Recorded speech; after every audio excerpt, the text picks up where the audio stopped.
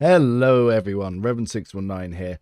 Now, I want to talk about two things after the Ulfar thing. So we discussed what I thought could improve Ulfar and benefit him and his gameplay. Next, I want to talk about the two archetypes which I think are in the worst spots at the moment. Now, nothing is unplayable or irrationally weak. So a lot of people, if you say X is the weakest thing, they seem to take that as you've said that it's unplayable and unusable. This is not what I mean at all. I've been able to solo some of the hardest encounters with, say, Ulfar in certain scenarios, but it requires a lot of an investment and buffs and more than any other companion. So if they do more for less, that's how you sort of get your tierings. The same comes when we're seeing some issues with the current archetypes. So out of all of them, I think it's universally agreed that Operative is probably in the weakest spot, but the other one that I want to talk about is where it gets a little bit more controversial. So let's go in and talk about Vanguard and what I think are the current issues with this. So Vanguard, a lot of people will hear me say that I think it's probably the weakest tier 2 archetype in the game and be like, what? Mostly because everyone has that story on their first run, whether it be normal or daring, or even if you're a crazed person who started on unfair, who will tell you that during their first run, they're like, turn 6 in, turn 7 in, everyone's dead except Vanguard A-Blood, who's holding back the tide. And that's why Vanguard's so OP. That's why A-Blood's so OP. However, since I've been playing the game, I've done the game through solo on Unfair with just one unit, and I've played through and I've sort of tried to min-max everyone as much as possible. What really comes to my mind is, why are you on turn 6 or 7 to begin with when every encounter with an optimized party or even optimized solo can virtually be done in one turn? Now, this isn't me saying that the game should be beatable in one turn, but it's me saying that if it's possible, maybe the issue is with Vanguard while you're in turn 6 or 7, and that's because it is a very slow archetype that doesn't progress your ability to clear, and it doesn't even effectively do what you want it to do, which is to tank and distract and control aggravation of the enemy unit so they attack your Vanguard. Currently, there is no reliable early game way for Vanguard to get priority target. Now, there are two ways that you can do it, which is going to be Forced Distraction and Taunting Scream. Taunting Scream is from Warrior to begin with, so any of the tier 2s can use that have access to Warrior, but Forced Distraction requires your allies to be already surrounded by enemies, and because Vanguard is a toughness-based character, chances are you're not going first, and if you're not going first, that means your squishies have an opportunity to die, and that is not what we want to happen at all. Okay, so one of the issues that I have with Vanguards is not just taunting. Now, the ability to hold aggravation and to go first to pull that aggro, that's already a massive flaw in Vanguard, and it could use buffs with ways to get that initiative and to control it. So at the moment, Grand Strategist goes first, and it sets the flow of battle. Realistically, I don't think Grand Strategists should have that ability. I think it should be Vanguard, because Vanguard does not invest into agility or perception, because it's normally a heavy armor melee character. So the stats to go first, it doesn't have. Your tank going last to get into position to try and take aggro, it's already go wrong. Your tank's meant to be the one to pull aggro, but because of the way initiative and turn order works in Rogue Trader, there's no way to do that. Taunting Scream isn't a big AoE. Forced Distraction is bigger, but it requires your allies to already be in danger.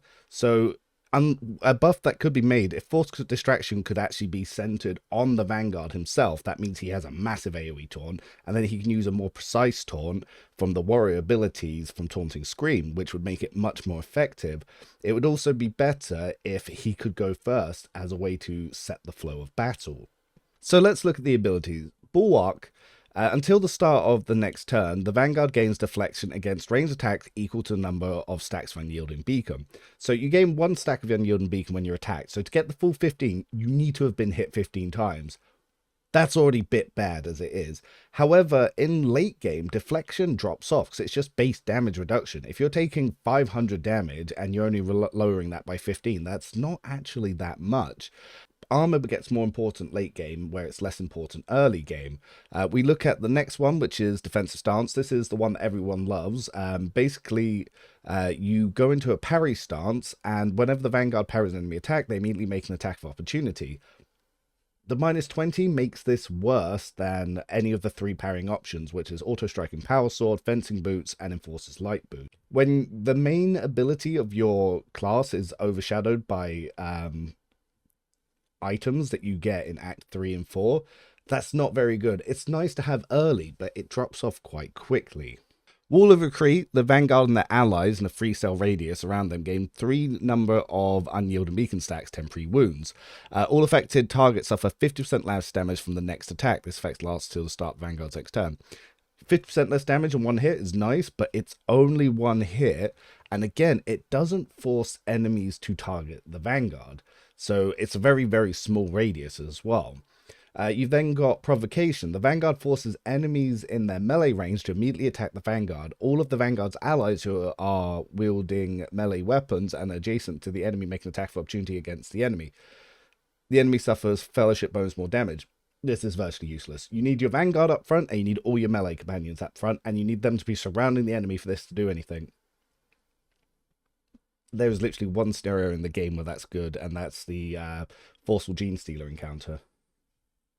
Obviously, this ability, I think this could be massively buffed. You could even change Provocation to be that one that everyone within melee range or within a certain target has to target the Vanguard. Or even if the Vanguard had the ability that enemies that are near it, if they tried to attack someone else, the Vanguard would intercept and take priority target. Next one is Follow My Lead. Until the start of their next turn, the Vanguard and their allies gain 18% damage and 18% armor penetration against enemies in a 2-cell radius around the Vanguard. Yet this is useful for a completely different reason. It just ups your Vanguard's damage. It's really good. That's not a tanking ability at all. Additionally, with this ability is used, all allies in 2-cell radius gain the following ability. The character can move to any cell adjacent to the Vanguard without provoking attacks of opportunity. So it's good to move your frontliners, but it's actually the ability to get more damage and armor pen, which is what makes Follow My Lead useful. The last one is Force Distraction. The Vanguard chooses an ally. All enemies in a 3-cell radius around this ally must make a willpower resistance test with a -20 penalty. On a failed test, Vanguard becomes their priority target. So this one's good. This is how you get priority target, but the fact that you have to target an ally up front, that's not very good. If you can target yourself, yeah, that's pretty good, because then you could pull in all that aggro. So let's have a look at some of these abilities. So Enduring Shield. Whilst the Vanguard has at least 1 temporary wound, they gain 5+ toughness bonus, parry, and armor.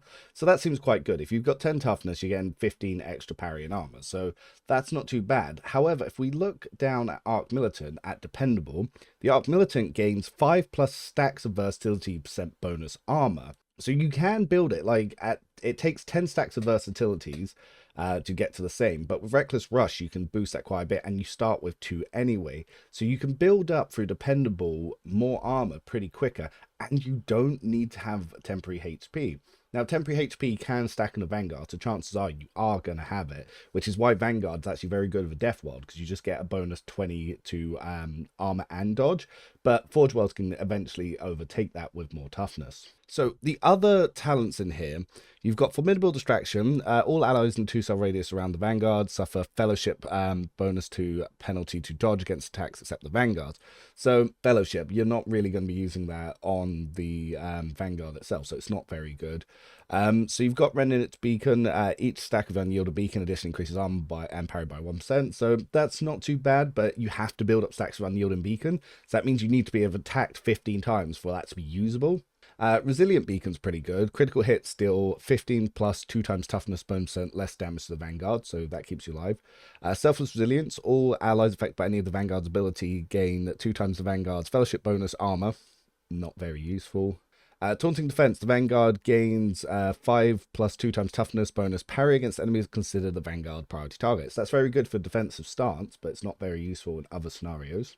Taunting Opportunity. Whenever the Vanguard hits an enemy with an attack of opportunity, that enemy must make a willpower resistant test. On a failed test, that Vanguard becomes its enemy's priority target until the end of the Vanguard's turn.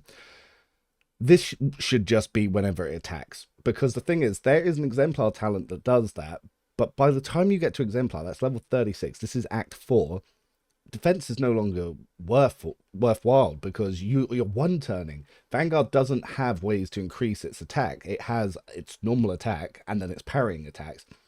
So Taunting Opportunity being only based on when your enemies are attacking you it's not that useful, especially if they have a willpower resistance test for it. Realistically, this should just be whenever you attack any enemy or use any ability, you should be considered priority target. Beacon of Might is something that everyone thinks why Vanguard's OP. The reason you take this is you turn temporary wounds into strength via Beacon of Might. But it's a turn 2 ability. You have to wait till turn 2 to make this useful. And if you're going to turn 2, you're already slowing down your game plan. Chances are your allies could be dead, and you've just made this battle much harder for yourself, because then you're not going to be getting buffs on top of that. So Center of Attention is another good one. For each enemy that considers the Vanguard priority target, the Vanguard's armor is increased by 5%. That's very, very good. Counter-attack stance changes your -20 to -10, and these attacks of opportunities also gain toughness bonus damage. So this one's really good. So covering Bulwark, whilst the Bulwark is active, Vanguard counts as full cover for their allies and grants the Jason Allen stacks for Unyielding Beacon. So again, it's using the Unyielding Beacon. I think Unyielding Beacon should be reworked. Rather than gaining stacks of Unyielding Beacon, it would be better if you just use the Vanguard's toughness bonus for all of these abilities, and then that way it's just online straight away. And rather than having ways to increase allies' damage by just one, you want the Vanguard to be going first. If you let it so he can taunt by targeting himself, and the Vanguard goes first instead of Grand Strategist, this would make this a very effective tanking-based archetype. And it's called Vanguard. It's meant to be at the front. And you can't get it to the front because he's going last. So the front's coming to you, your backline's getting destroyed, and then this guy is going. And by then, everyone's in trouble. It's all designed to be too slow, and it's not proactive.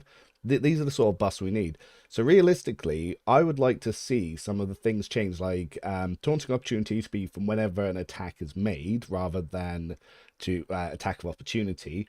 All of these talents that work on Unyielding Beacon. Unyielding Beacon should just be based on your toughness score. And lastly, giving them priority target to go first. I think this would go a long way to improve this.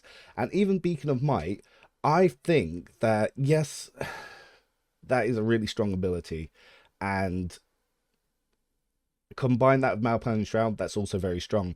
It's just very slow. I think it's a nice to have, but I don't think that's what the argument should be for determining if this class is OP, because that makes a turn 2 build.